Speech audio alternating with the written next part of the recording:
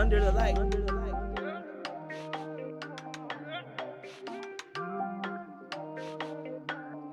Under the light.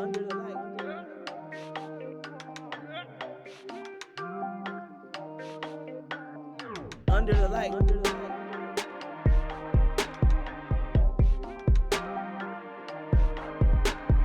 Under the light.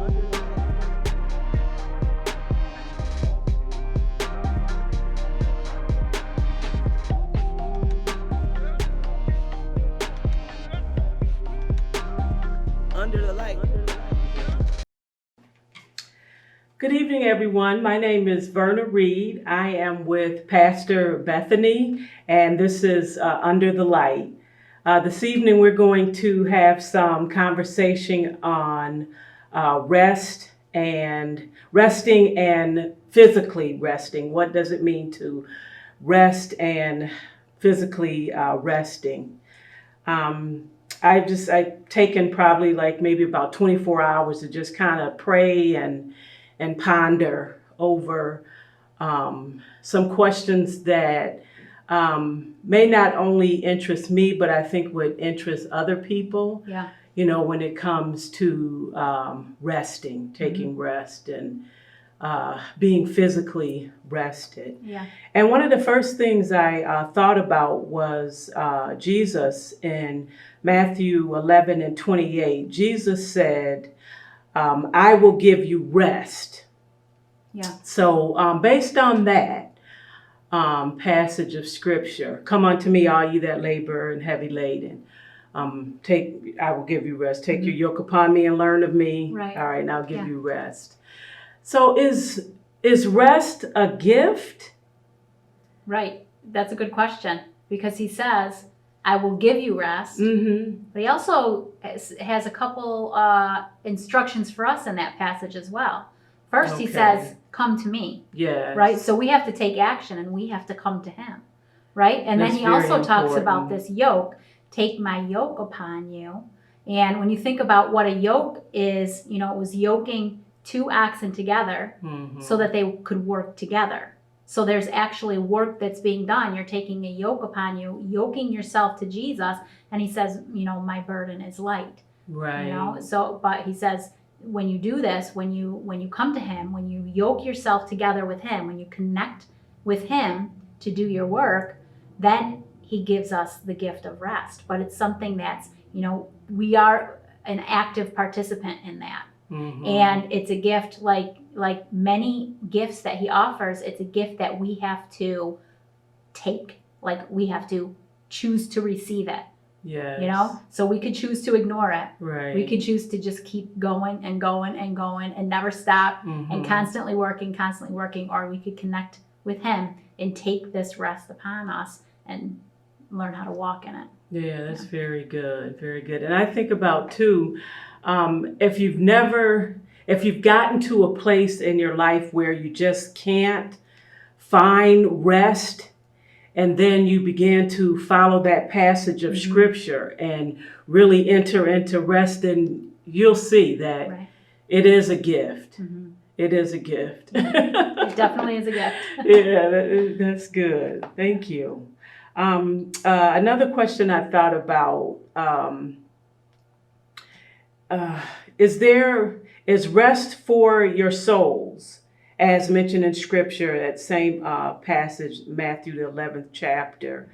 The scripture talks about rest for your souls. Is that relevant to physical rest? Yeah. Or, is there a difference? Right. Well, they are definitely related. And physical rest really, I believe, is a picture for us, sort of an example of spiritual rest, of rest for your souls. But it is possible to rest physically and not have that soul rest. Yeah. But it's very, very difficult to have it the other way around, where you have soul rest without any physical rest, right? So the physical rest is absolutely necessary, but the soul rest, that you can rest physically. You can take a day where you're like, I'm not going to do anything. I'm going to have a spa day. Right. I'm going to just treat so myself, common now. But at the same time, the whole time, you're still like stressed and anxious and worried and unsettled, and you don't have the soul rest. So it is possible to have physical rest without soul rest. It's very, very hard to have soul rest without having some physical rest. Yeah, that is so true. And I can just, this has been, actually, I'm a transparent person. It does not bother me at all to be transparent. I'm comfortable with my successes, and I don't mind talking about my failures. I'm comfortable with those as well. But I remember this was probably maybe about 7 years ago or so. And I was just so exhausted. And I knew that I had gotten to a point where a simple Monday afternoon nap and Wednesday evening wasn't going to cut it. Yeah. You know, I knew that it was beyond, you could even say, you know, stepping up, revving up on the exercise. And it was beyond all of the things that most people would say, this is what you need to do, to slow down. And so even though I knew that, I was like, well, let me just calm my schedule down. And I literally did this for a year. Wow. When I came home from work, I almost did like essentially nothing. I basically kind of let almost everything go. And even on the weekends, I did like the bare minimum. I did go to church when there was like church during the week. You know, that wasn't a lot though, but I went there and I went to, you know, Sunday morning service and stuff. And it just, and I still couldn't get, I couldn't get caught up. Couldn't get caught up. So I knew it was more than just, physical.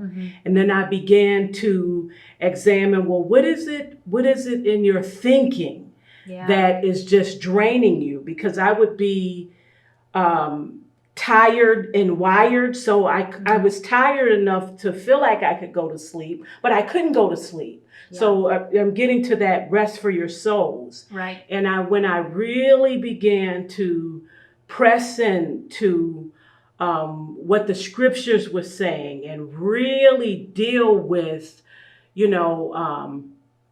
guarding my thoughts and, thinking on things that were lovely and honest and pure, and really letting go of, the doubt and the worry and the disappointment and all this stuff. And I began to shift in my soul, shift in my emotion, shift in my inner man.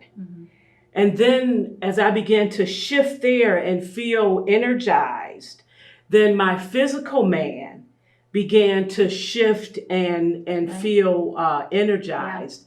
And it was a profound experience for me. And it was really a battle to let go of the worrying, because, I was like, I have to, I felt like I have to worry about this. And, the scripture is saying, trust me, and, cast your cares upon me. And it's like, I'm strong enough to carry this, And I think that's key, because I think most of the time when we cannot get that soul rest, even when we're disciplined to get physical rest, most of the time, that's a sign to us that we're trying to do it in our own strength.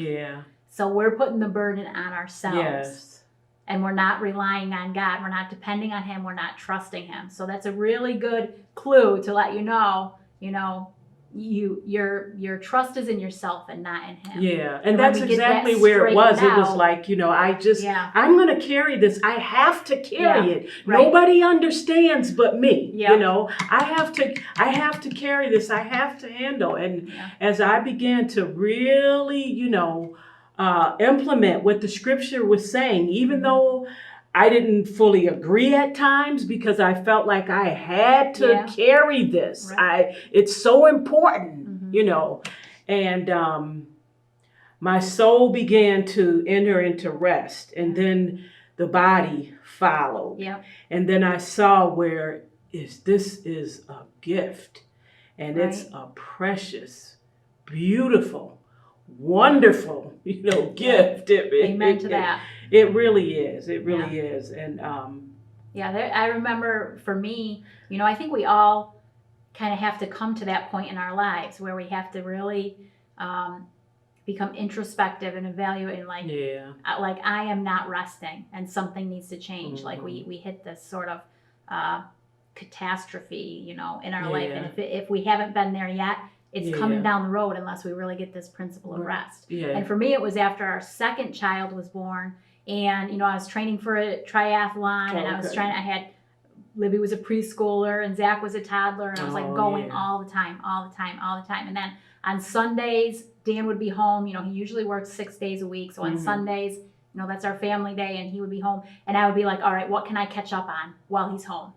You know, what can I do? I can catch up on the laundry. I can catch up on this. Like, and God really convicted me that I was not taking a Sabbath rest. He's like, you are created, all of us, we are created to work for 6 days and rest for 1. That's the pattern that he established, and that's what our physical and mental and spiritual bodies really need. And it was really difficult for me to start implementing that, because it's like, you know, I was a stay-at-home mom. I wasn't homeschooling the kids yet. I didn't have a job outside of the home. You know, this is my full-time, I am a mom. So, you know, you sort of feel like, well, I'm home all the time, so why do I need to take a day off?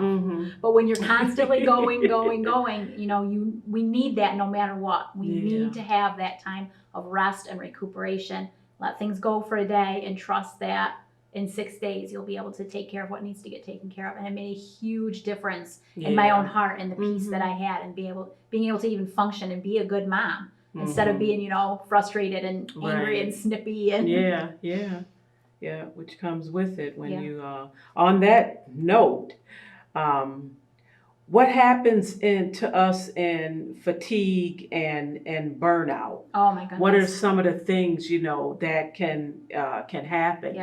And even with me, what I noticed was, and it was so critical, is that I would feel the need to give up.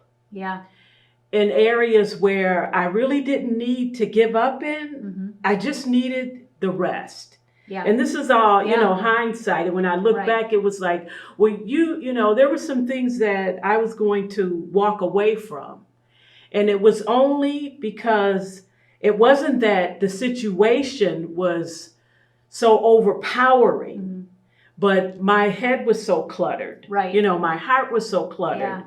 I was physically tired, and I found out that, you know, when I look back at it, I was like, you know, you were really going to give up on some things that it wasn't time to give up on, and it was just because you were tired, and burned out.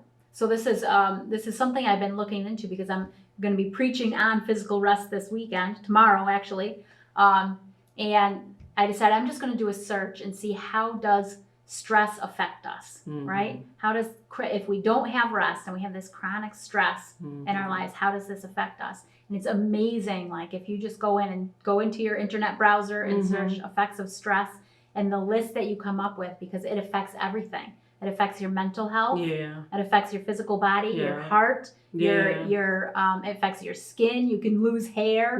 You know, it affects, you can become addicted to different substances to help you cope. You can you can lose sleep. You can, you know, want to sleep all the time. It causes you to withdraw from relationships. You know, it causes anxiety and panic attacks and heart attacks and strokes and skin problems. And like, it's amazing. It's like there's not one cell in your body that is not affected when you are overwhelmed by chronic stress and don't take the time to rest. And we still, there's so many people that are in that spiral. That, you know, where they're constantly going. And I sympathize with them and I empathize with them, because you can get in this loop, you know, and can't figure out, you know, how do I slow down? How do I, you know? And we're in a very performance-based and success-oriented society where it's like, you know, busyness is kind of a badge of honor.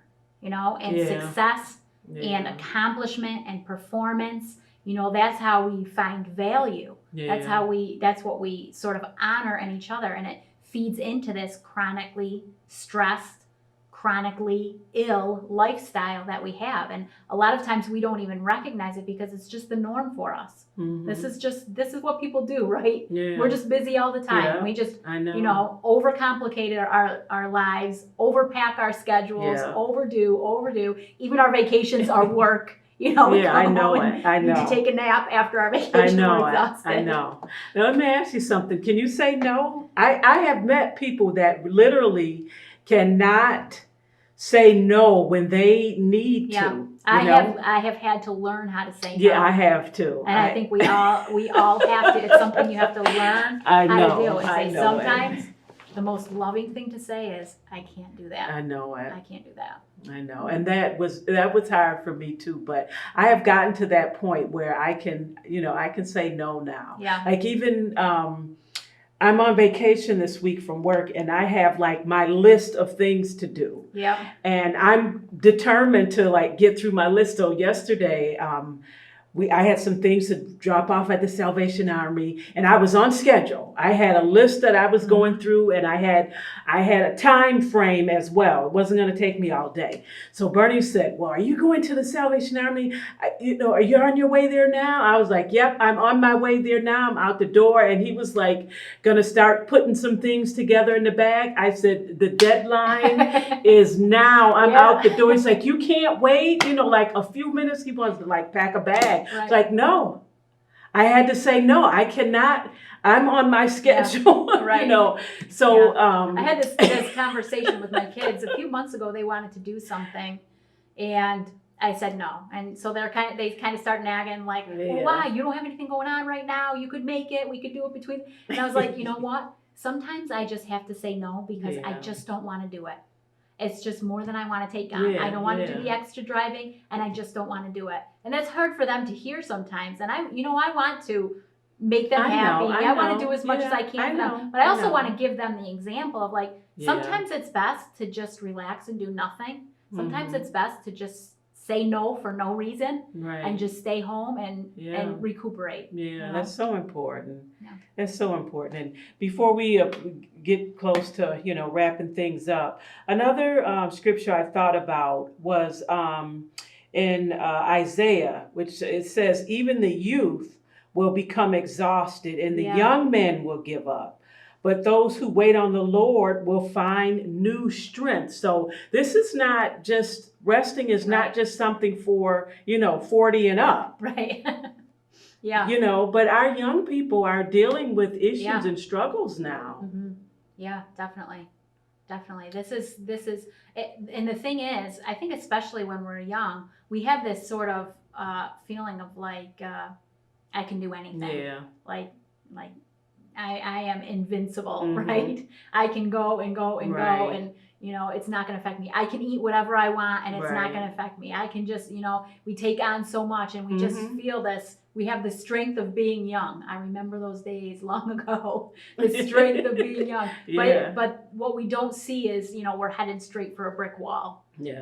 If we continue on that path, if we continue with that lifestyle, if we don't teach ourselves the principle of rest, that's one of the things. Like, I was thinking about this. I was talking to a young woman, and I'm thinking, if I could go back and tell myself when I was your age, like, what would I say? Yeah. And that's one of the things that I would say. I said I would start exercising young.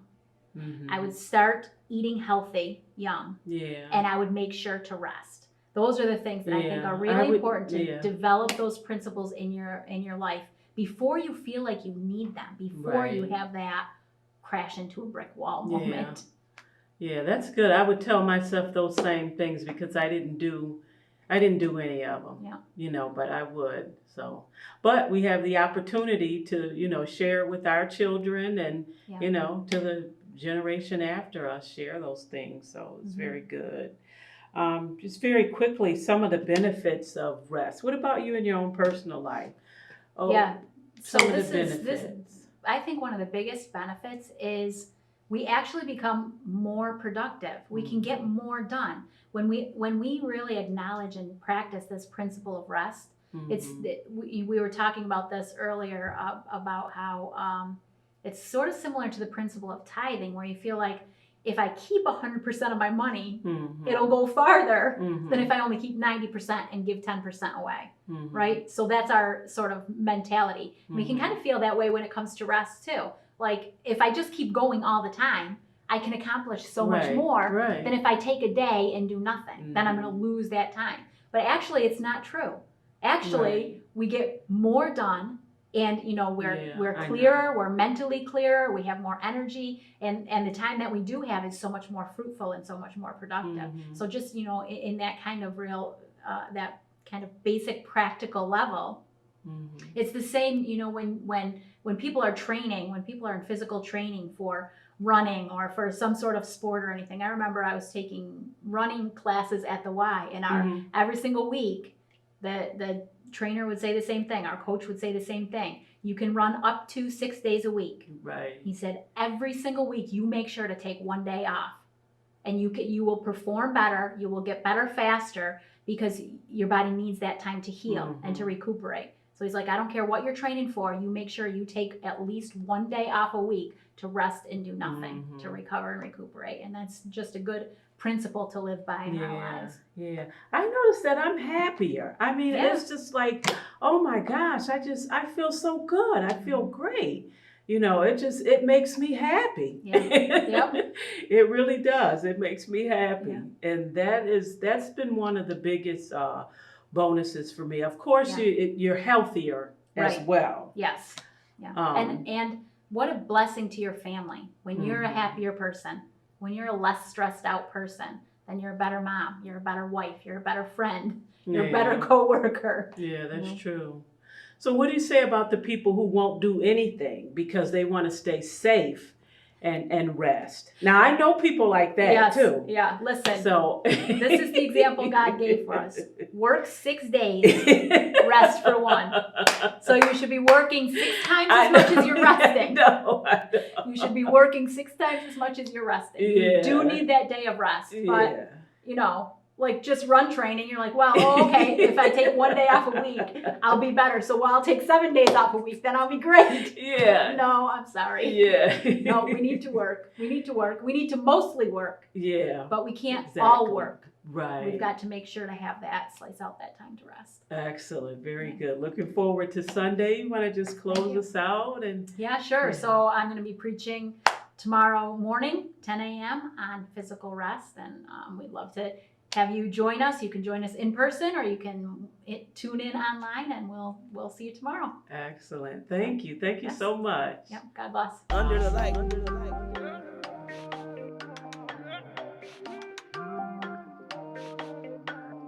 Under the light. Under the light. Under the light.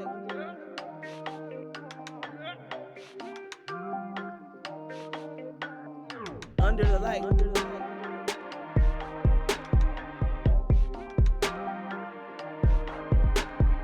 Under the light.